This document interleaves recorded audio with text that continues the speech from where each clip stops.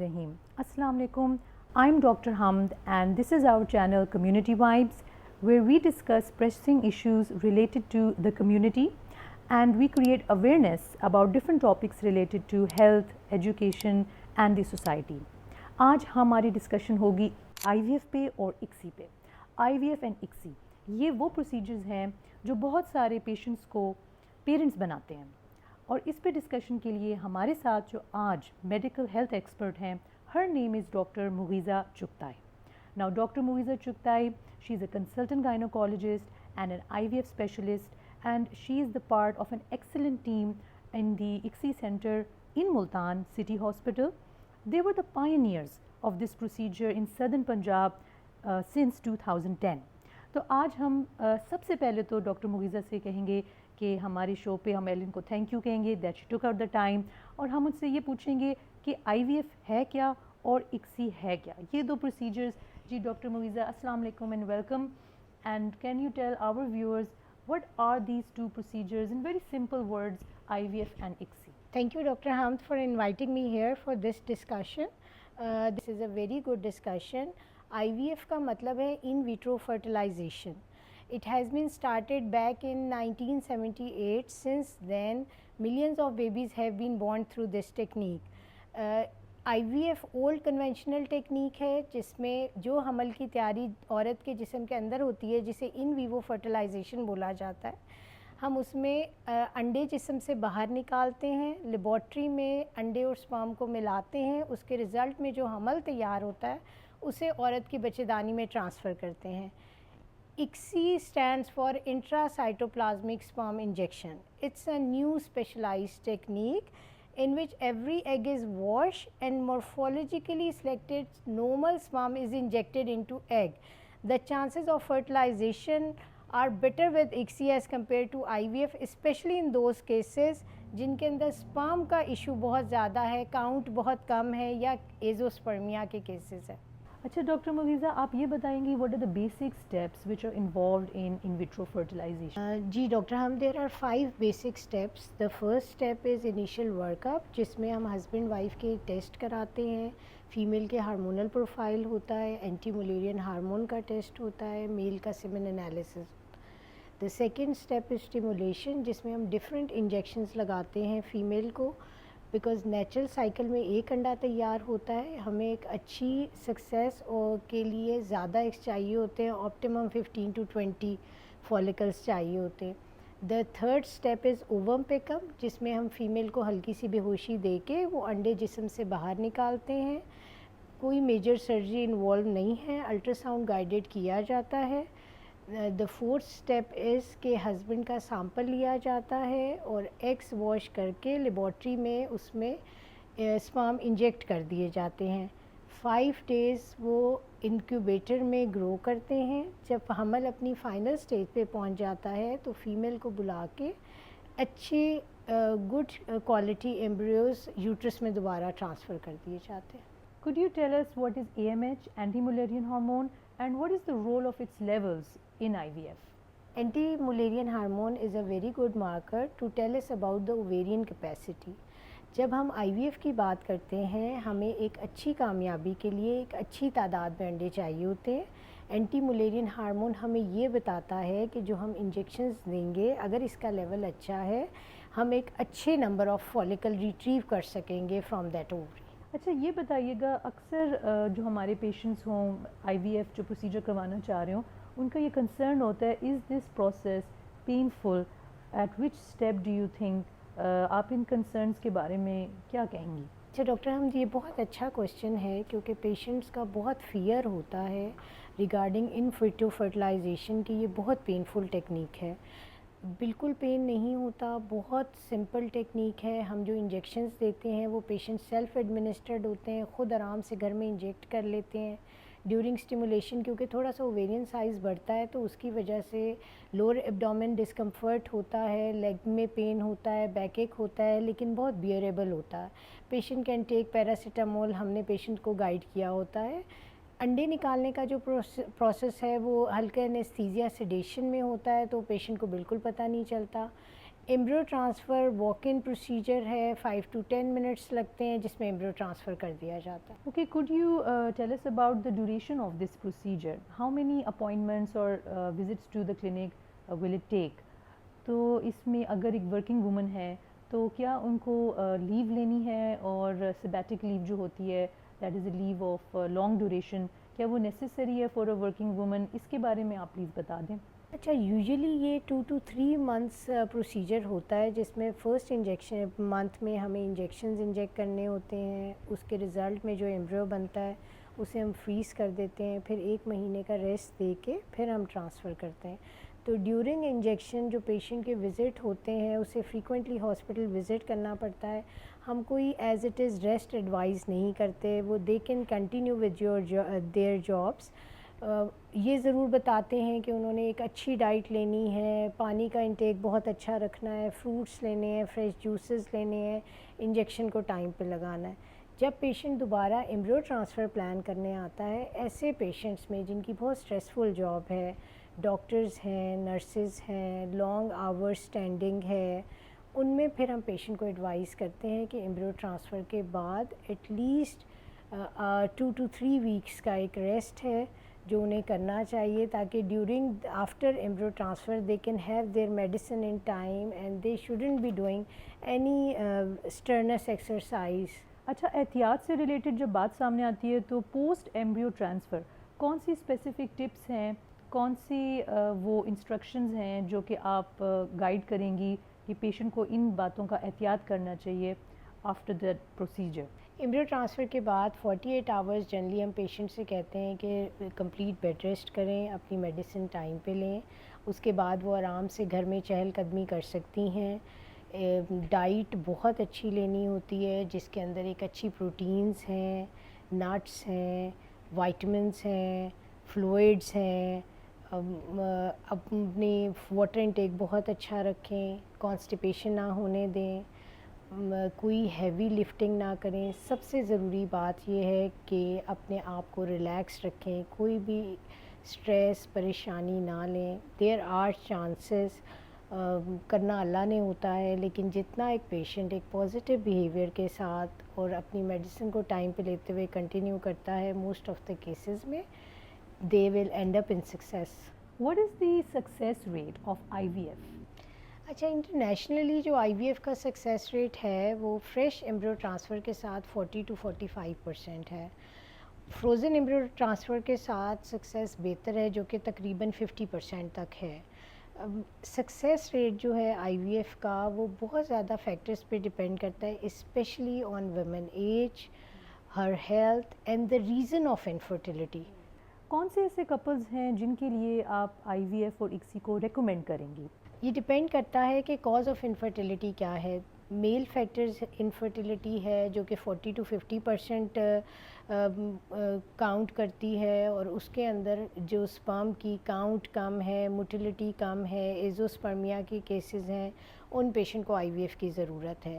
Female factors ہیں جن کے اندر ٹیوبوں کا بند ہو جانا ہے, انفیکشن ہوا, کوئی سرجری ہوئی جس کی وجہ سے ٹیوبیں بند ہو گئیں, پولیسسٹک اوویرین سنڈروم ہے جس میں ٹائم سے جو انڈے کا بننا ہوتا ہے اور پھٹنا ہوتا ہے وہ نہیں ہو رہا ہوتا. تھرڈ انڈومیٹریوسس ہے. فورتھ ان ایکسپلینڈ انفرٹیلیٹی ہے جس کے اندر ساری انیشیل ورک اپ ٹھیک ہے, دے have been trying for the pregnancy, 2 to 3 years ہو گئے ہیں لیکن وہ پریگنینسی اچیو نہیں کر سکے ہیں.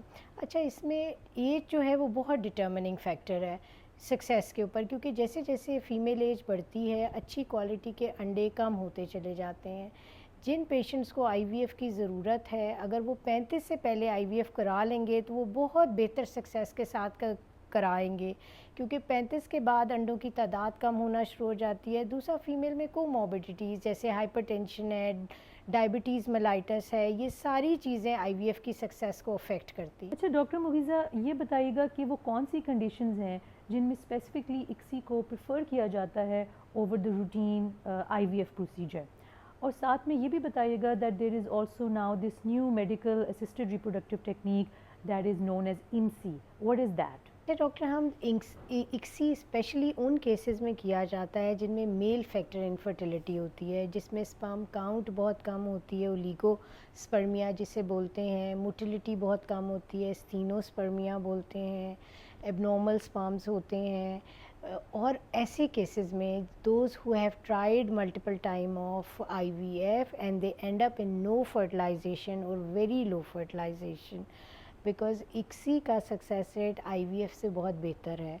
اور یہ جو نئی ٹیکنیک ہے IMSI، it stands for intra cytoplasmic morphologically selected sperm injection, specially helpful in those cases جن میں اسپرم کی شکل بہت اب نارمل ہوتی ہے، جسے ہم اپنی زبان میں ٹیروٹوزوسپرمیا کہتے ہیں۔ اس میں بہت ہائی میگنیفیکیشن میں اسپرم سلیکشن کی جاتی ہے، اور جو مورفولوجیکلی سلیکٹڈ اسپرم ہوتا ہے وہ انڈے میں ڈالا جاتا ہے، جو فرٹیلائزیشن کے چانسز کو امپروو کرتا ہے، اور اس کے رزلٹ میں جو فائنل سٹیج ایمبریو ہوتا ہے اس کو امپروو کرتا ہے، and that is the success of that explains the success about IMSI۔ What would you say are the advantages of freezing the embryo or the sperm or egg? Freezing is a very good technique. اس کا فائدہ یہ ہوتا ہے جیسے آئی V F کے cycle میں کافی patient کے کافی اچھے ایمبریوز بن جاتے ہیں، ہم نے پر سائیکل 2 ایمبریو ٹرانسفر کرنے ہوتے ہیں، تو ہم جو ریمیننگ ایمبریوز ہوتے ہیں انہیں فریز کر دیتے ہیں۔ اس کا فائدہ یہ ہوتا ہے کہ اگر پیشنٹ سکسیسفل نہیں ہوتا، کیونکہ دا سکسیس از 40 to 45%، تو پیشنٹ دوبارہ وہ اپنے فروزن ایمبریو یوٹیلائز کر سکتا ہے ود ویری لو کاسٹ۔ جو دوسرا ہے فروزن اسپرم، اس میں یہ کہ ایسے پیشنٹ جن میں آبسٹرکٹیو ایزوسپرمیا ہوتا ہے، ہم ان میں بائیوپسی کے ذریعے اسپرم ریٹریو کرتے ہیں، ان اسپرم کو فریز کر لیتے ہیں۔ جب وہ پیشنٹ آئی وی ایف کے پروسیس میں جاتا ہے تو اسے ریپیٹڈ بائیوپسیز کی ضرورت نہیں پڑتی، we can use those sperms, اور یہ فار ایئرس فریز کیے جاتے ہیں۔ جو تھرڈ ٹیکنیک ہے بیسیکلی اووسائٹ کرائیو پریزرویشن، اس کا ایک بہت فائدہ یہ ہے کہ ایج کے ساتھ ساتھ جیسے جیسے عورت کی عمر بڑھتی ہے، انڈوں کی تعداد اور کوالٹی کمزور ہوتی ہے، تو بہت سے پیشنٹ ورڈ ہوتے ہیں ریگارڈنگ دیئر ایج کہ انہیں کیریئر پرسو کرنا ہے۔ دوسرا کچھ ایسے پیشنٹ جو کسی ٹریٹمنٹ کے تھرو پروسیس میں سے گزر رہے ہیں، جیسے کینسر ہے، کیمو تھراپیز ہیں، یہ بیڈلی افیکٹ کرتی ہیں فرٹیلیٹی کو، تو ایسے پیشنٹ کو آفر کیا جاتا ہے کہ وہ اپنے ایگس کو ٹریٹمنٹ سے پہلے فریز کرا لیں، تاکہ جب وہ اپنے ٹریٹمنٹ کو کمپلیٹ کر لیں اس کے بعد وہ اپنی فیوچر فرٹیلیٹی کے لیے یہ ایگس کو یوٹیلائز کر سکیں۔ اچھا یہ جو فریزنگ کا پروسیجر ہے، آئی مین دٹس ریئلی انٹرسٹنگ کہ لائک اب دیکھیں سائنس نے اتنی ترقی کر لی ہے، تو یہ کتنے لمبے ڈیوریشن کے لیے جو ہیں پریزرو ہو سکتے ہیں ایمبریوز یا جو گیمٹس ہیں، آپ نے بتایا ایگ یا سپرم، اس کا کیا ٹائم پیریڈ ہے، کب تک کے لیے یہ پریزرویشن پاسبل ہے؟ یہ فار ایئرس فریز کیے جا سکتے ہیں پیشنٹ کو رینیول چارجز پے کرنے پڑتے ہیں، اور اس کا بہت فائدہ یہ ہوتا ہے کہ جیسے ایک پیشنٹ ہے جس کی سنگل پریگنینسی ہوئی ہے، یوزلی وہ میرے پاس 2 to 3 ایئرس کے بعد آتا ہے ٹو ہے پلان سیکنڈ ٹرانسفر۔ کچھ patients they end up in twin pregnancies 4 to 5 years کے بعد they came up to plan second. One of my patient came from UK who had IVF around 10 years back. She ended up in a single healthy baby girl. اور اب 10 years کے بعد she tried those frozen embryos and she ended up in twin pregnancy. So it's a very good technique used for years to preserve those embryos.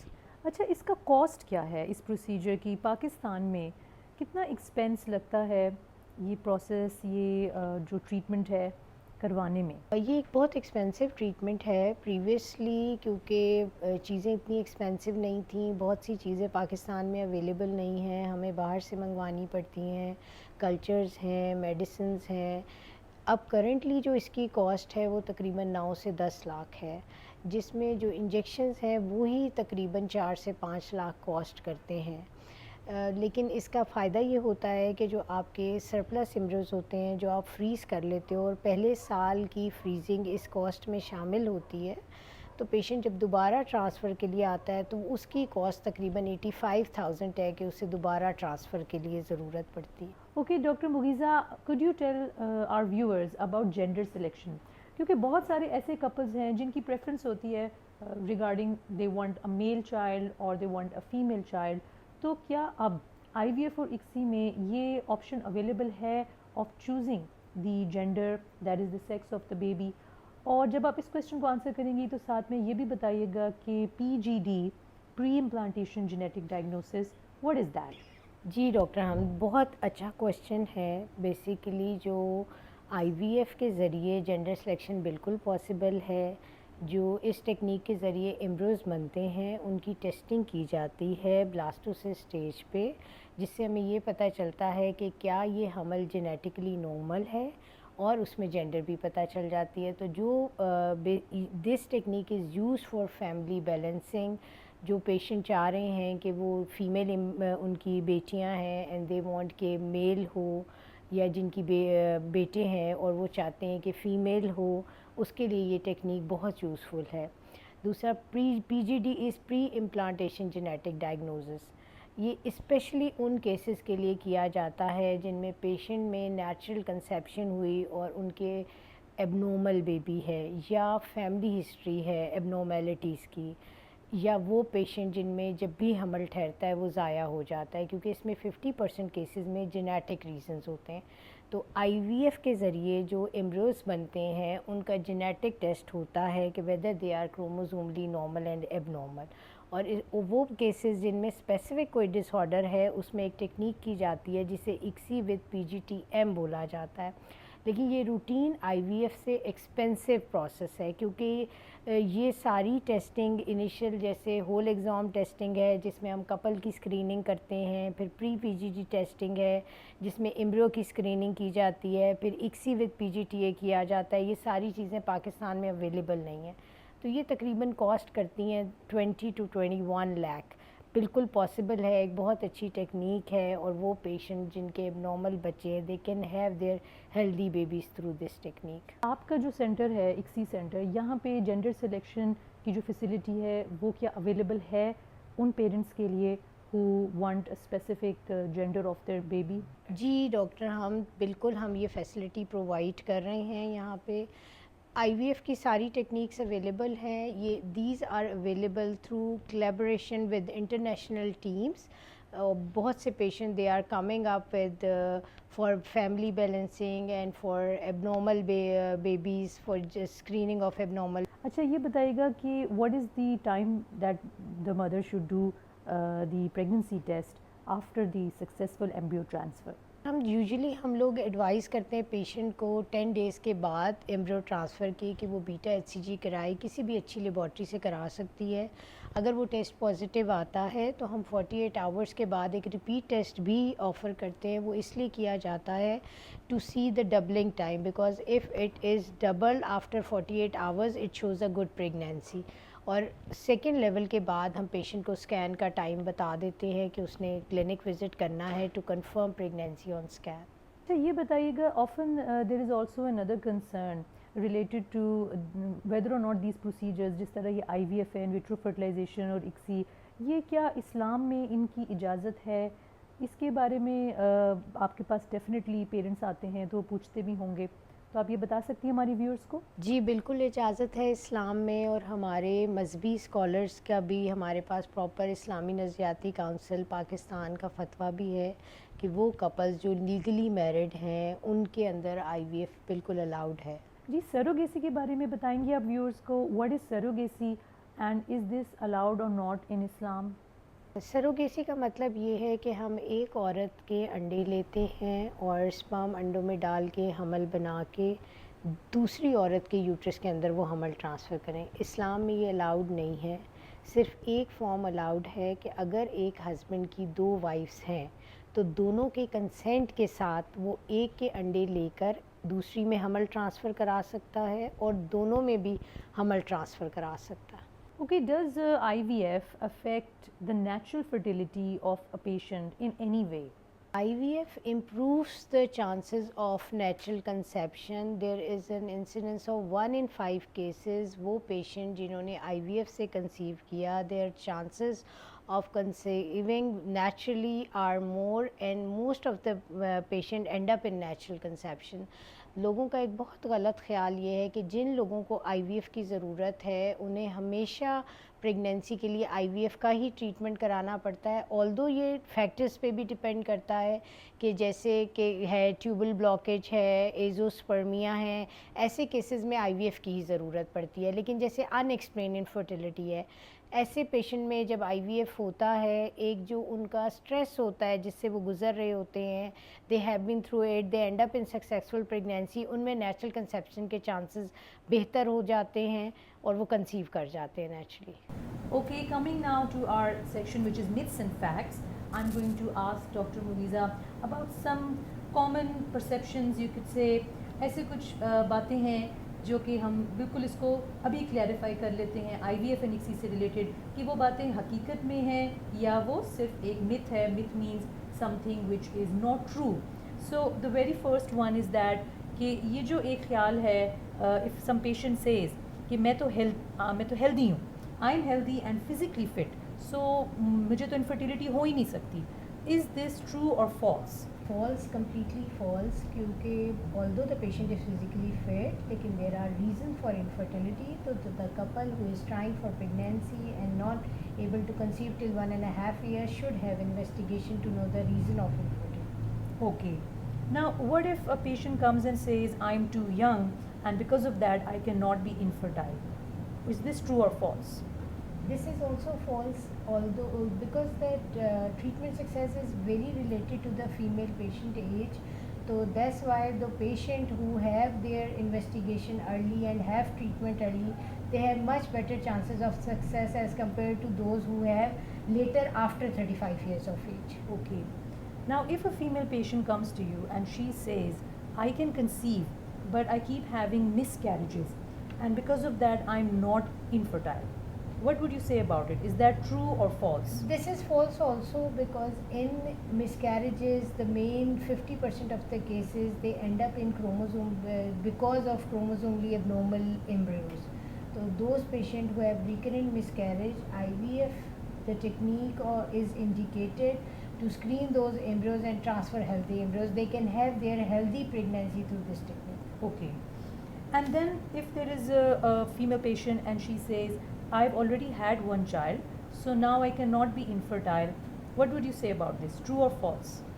This is also false, because the secondary infertility constitute about 5% of the cases جن میں پہلے patient کے natural conception ہوئی ہوتی ہے اور اب وہ they are trying for the pregnancy اور کنسیو نہیں کر سکتے.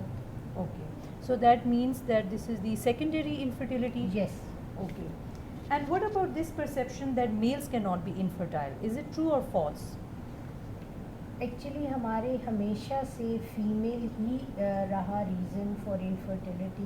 میل ڈومیننٹ سوسائٹی ہے. Over the investigation 40 to 50% of the cases are for because of male infertility. So this is completely false, that infertility is only because of female rather than male. Okay, right. Thank you for clarifying that. And what about this perception that IVF always results in multiple pregnancy? True or false? Although IVF increases the chances of multiple pregnancy, but the chance of having multiple pregnancy is 40%. It's not always. Okay. So ایسا نہیں ہے کہ ہمیشہ ہی IVF کی وجہ سے multiple pregnancy یعنی twins یا ٹرپلیٹس ہوں گے, ایسا ہرگز نہیں ہے. بالکل ٹھیک. اچھا یہ بتائیں, there is another perception that the risk of abnormalities in the child will increase with assisted reproductive technique such as IVF and ICSI. True or false? یہ بھی فالس ہے, بیکاز بلکہ یہ ٹیکنیک آپ یوز کر سکتے ہو ان پیشنٹس میں جن میں نیچرلی ایب نارمل بیبی ہے یا family history of abnormality ہے, to have healthy baby through this technique. Okay, that's good. Thank you also for explaining that. IVF success rates are the same everywhere. True or false? False. IVF success rate بہت زیادہ چیزوں پہ depend کرتے ہیں. Patient factors ہیں, اس کے علاوہ آپ کی ٹیم, آپ کی لیبارٹری سیٹنگز, آپ کی لیبارٹری کی انوائرمنٹ, सारा कुछ इस पे डिपेंड करता है. तो ओवरऑल इट इज़ 40 to 45% और किसी भी अच्छे सेंटर्स को ये सक्सेस अचीव करनी चाहिए. ओके.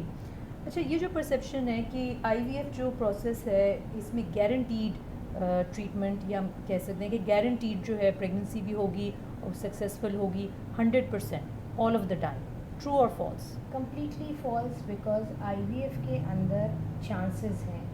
जैसे आप जब एग्स को स्पर्म में डालते हो तो फर्टिलाइजेशन चांसेस इज 70%. उसके बाद जो आपके टोटल एग्स होते हैं उनमें से 30 to 40% हैं जो आपकी पोटेंशियल अचीव करते हैं. फिर जब आप पेशेंट्स में उन एम्ब्रियोज को ट्रांसफ़र करते हो तो बेसिकली एक सिग्नल की मैचिंग है जिसे आप विंडो ऑफ इम्प्लांटेशन कहते हो कि आप उस एम्ब्रियो ने यूट्रस में इम्प्लांट होना है. उसके chances is 40 to 45%. In spite of having good embryos, nothing is like 100%.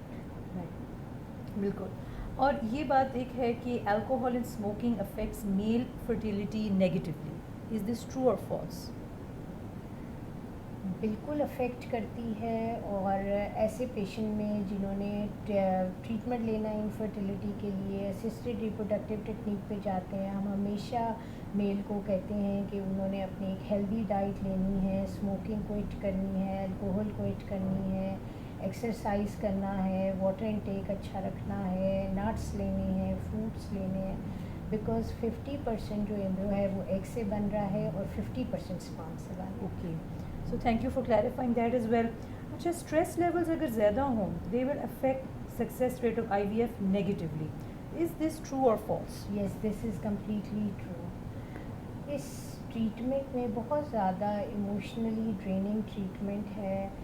जो पेशेंट्स बहुत ज़्यादा एक पॉजिटिव बिहेवियर के साथ चलते हैं, स्ट्रेस हर बंदे को होता है, लेकिन जो अपने इस तरह की करती हैं कि अपने स्ट्रेस को विथस्टैंड कर सकें, हेल्दी डाइट लें, अपने आप को रिलैक्स रखें, जिस टेक्निक से आपको लगता है कि आप, इसीलिए जो पेशेंट्स आते हैं जो डेली काम कर रहे होते हैं उन्हें हम हमेशा ऑफ़र करते हैं कि आप अपने डेली के काम जारी रखो. इस ट्रीटमेंट में जितना नॉर्मल रहोगे, जितना पॉजिटिव रहोगे, it adds to your treatment. Okay, thank you for that. ऐसी बहुत सारी परसेप्शंस थी जो कि आपने हम व्यूअर्स के लिए clarify. Doctor मुगीज़ा, this was quite an informative session और इसमें आपने बहुत सारी जो बातें हैं आपने बताई हैं व्यूअर्स को, और आपने अवेयरनेस क्रिएट की है रिगार्डिंग दिस टेक्निक जो कि आप इतने सालों से कर रही हैं और इतने आपने थाउजेंड्स ऑफ कपल्स की हेल्प की है इन हैविंग बेबीज़. तो आपका जो टेक होम मैसेज है आज के हमारे इस टॉक के बाद वो ऑडियंस के लिए क्या होगा? सबसे इम्पॉर्टेंट मैसेज पेशेंट्स का ये है कि परेशान होने से, स्ट्रेसफुल रहने से कोई चीज़ नहीं होती है. बेसिकली करना अल्लाह ने होता है. आप जितना अपने आप को रिलैक्स रखेंगे, जितना आप लोग इस ट्रीटमेंट में पॉजिटिव अप्रोच होगी, बेहतर होगा. जो कपल्स 1-1.5 साल शादी के हो गए हैं, कंसीव नहीं कर सकते, they must have a treatment from a proper gynaecologist, qualified gynaecologist के पास जाएं, उस सेंटर में जाएं जिसे एक ही छत के नीचे आपको सारी फैसिलिटीज़ अवेलेबल हों. अपना इनिशियल वर्कअप कराएं, ट्रीटेबल है. बहुत से पेशेंट्स में ये एक they are turned into, have been turn into parents. तो ना उम्मीद ना हो बिल्कुल. और एज बहुत इम्पॉर्टेंट फैक्टर है, तो अपनी एज को ज़ाया ना करें. जिन लोगों को ट्रीटमेंट की ज़रूरत है, जैसे जिनको IVF की ज़रूरत है, वो शादी के 2 साल के बाद कराएं या वो शादी के 20 साल के बाद कराएं. उन्हें IVF की ज़रूरत है. जितना जल्दी वो करा लेंगे, बिफ़ोर 35 करा लेंगे, उतना बेहतर सक्सेस होगा. तो इस बहुत लोगों में अवेयरनेस आ गई. शुरू में लोग बहुत ये समझते थे कि ये पता नहीं किस किस्म का ट्रीटमेंट है, क्या होता है. We are helping you. Assistance है, करना अल्लाह ने होता है. Believe in God. परेशान ना हों और ज़रूर अपने डॉक्टर को कंसल्ट करें जो आपकी रहनुमाई के लिए मौजूद होते हैं और आपको प्रॉपर गाइडलाइंस देते हैं कि आपने किस लाइन के ऊपर ट्रीटमेंट करना है. Thank you so much. Thank you for listening to our discussion on IVF and ICSI. If you are seeking help and you would like medical consultation with Dr. Mugiza, and you wish to book an appointment, then the information, the contact information is going to be available at the end of this video and also in the description box of this video. Don't forget to reshare this video for maximum benefit and for increasing awareness about these assisted reproductive techniques in the community. Also, don't forget to like and subscribe to our YouTube channel, which is Community Vibes. And if you want to share your personal experiences regarding IVF, or if you have any comments or any suggestions, then there is the comment box available right below this video, and there you can mention your personal experiences, and you can also give us ideas about different topics that you would like a discussion to be carried out on. We will bring the experts to you. So stay informed, stay blessed. Allah Hafiz.